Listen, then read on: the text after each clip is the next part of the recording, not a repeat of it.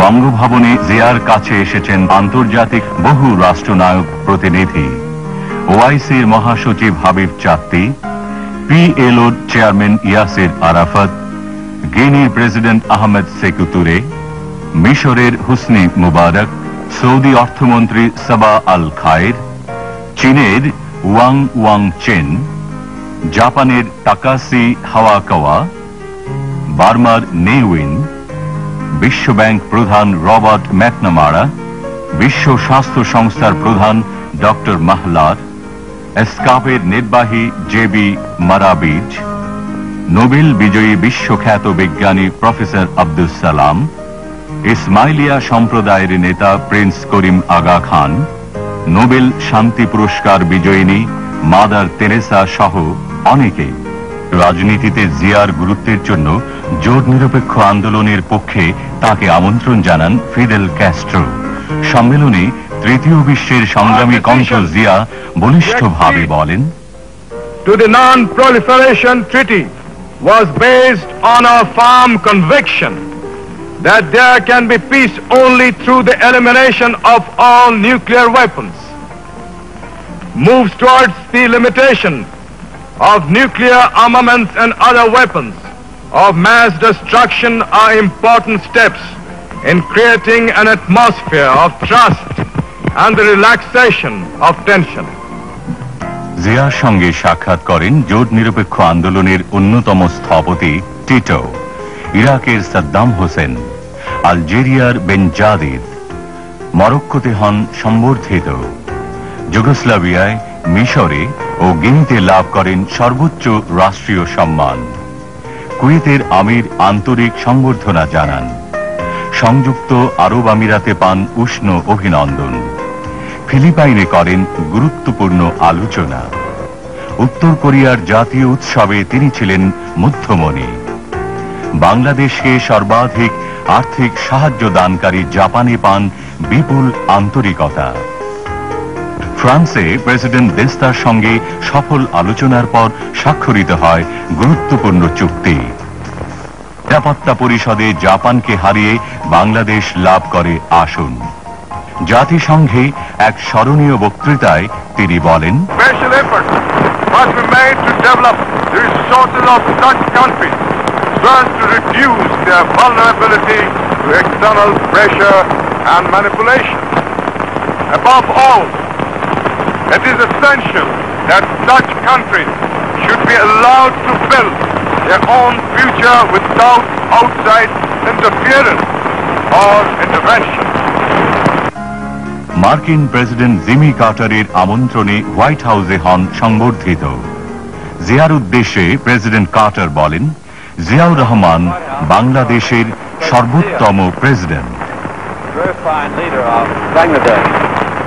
Tremendous progress has been made under his leadership and with the courage and determination of the people of this great country.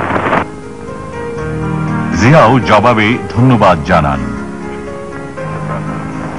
It has been a great honor for me and my delegation to have the opportunity to meet you at a time when you are so very busy for the election.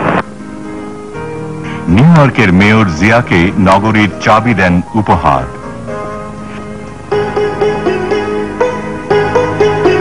দীর্ঘ 8 mile হেঁটে চীনের দুর্লঙ্ঘ প্রাচীরের শীর্ষে উঠে জিয়া সবাইকে অবাক করে দেন।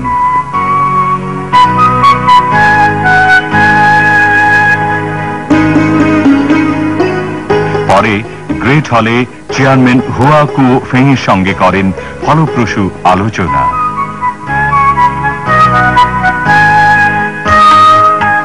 বিশ্বব্যাংক প্রেসিডেন্ট রবার্ট ম্যাকনামারা গ্রাম বাংলায় ঘুরে মন্তব্য করেন, জিয়ার নেতৃত্বে বাংলাদেশ সঠিক পদক্ষেপ গ্রহণ করেছে।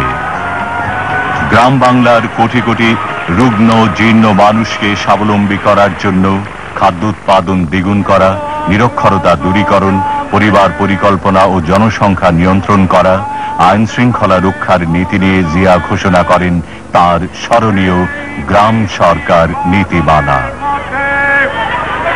9 কোটি মানুষকে সংগঠন করতে হবে। সেই সংগঠন আমরা করছি স্বনির্ভর গ্রাম সরকারের মাধ্যমে। এটা হলো 1 নম্বর।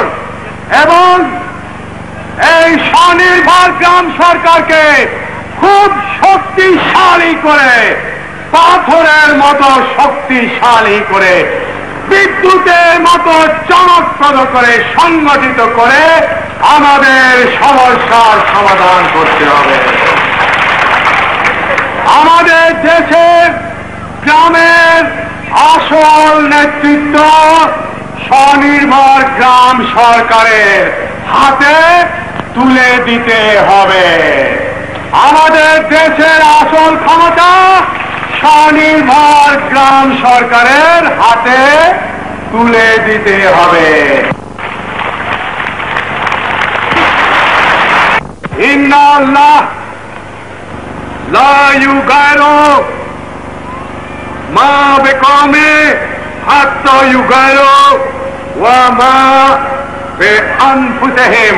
এর অর্থ হলো যে জাতি তাদের ভাগ্য উন্নয়নের জন্য নিজেরা নিজ হাতে চেষ্টা করে না, আল্লাহ তাআলা তাদেরকে সাহায্য করেন না।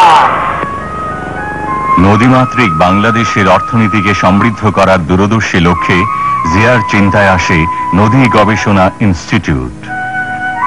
কৃষি, পানি ও সেচ সমস্যার সমাধানে তিনি ভারতীয় মন্ত্রীর কাছে পানির ন্যায্য হিস্সা দাবি করেন।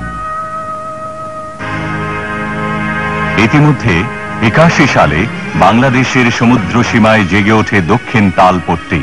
উপগ্রহ পর্যবেক্ষণেও দেখা যায় এই দ্বীপাঞ্চল নিশ্চিতভাবে বাংলাদেশের, অথচ প্রতিবেশী ভারতের অযৌক্তিক দাবির ফলে স্বাধীনতা, সার্বভৌমত্বের প্রশ্নে বজ্র কঠিন জিয়া ও জাগ্রত জনগণ রুখে দাঁড়ান।